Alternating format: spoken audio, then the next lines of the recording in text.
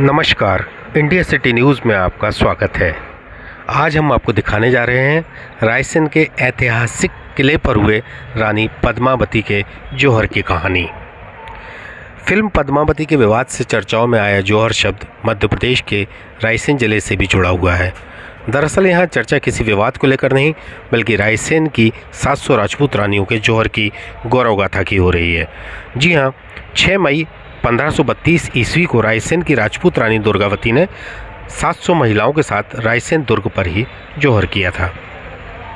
रायसेन किले से जुड़े संघर्ष में 700 राजपूत रानियों के जौहर को आज 490 साल पूरे हो गए हैं। मुगलों के आक्रमण के दौर में जौहर की कहानी के बारे में बहुत कम लोग जानते हैं।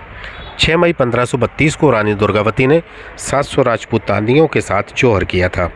बात 6 मई 1532 की है, जब रायसेन किले पर राजा शिलादित्य की रानी दुर्गावती ने बहादुर शाह के सामने झुकने की बजाय लड़ने की बात कही थी। दुर्गावती ने मुगलों के सामने घुटने टेकने की जगह किले पर वर्तमान में मंदिर में कैद भगवान शिव को साक्षी मानकर 700 राजपूतानियों के साथ जौहर कर लिया था। रानी दुर्गावती मेवाड़ के महाराजा राणा सांगा की बेटी थी। उनका विवाह रायसेन के तोमर राजा शिलादित्य से हुआ था। रायसेन के किले में हुए जौहर का उस समय के साहित्य और जनश्रुतियों में भी इसका प्रमाण मिलता है। राजपूत रानी दुर्गावती के जौहर के समय सिलाधी का बेटा भूपति राय एक युद्ध अभियान पर गया था।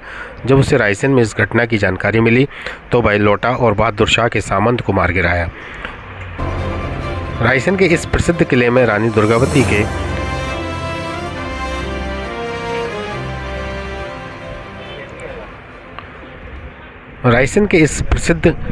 रानी दुर्गावती के जौहर के कई प्रमाण आज भी मिलते हैं। रायसेन के गजेटियर में भी इसका उल्लेख है।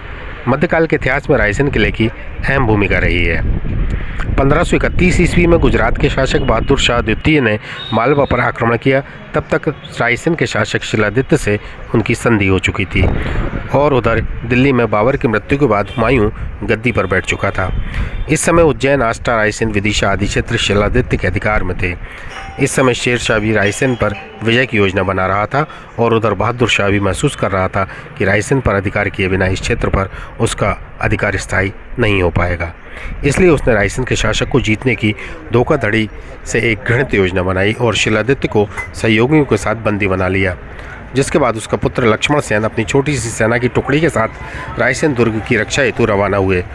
भूपति राय भी खबर लगते ही चित्तौड़ की सेना के साथ साथ रायसेन की ओर रवाना हुए।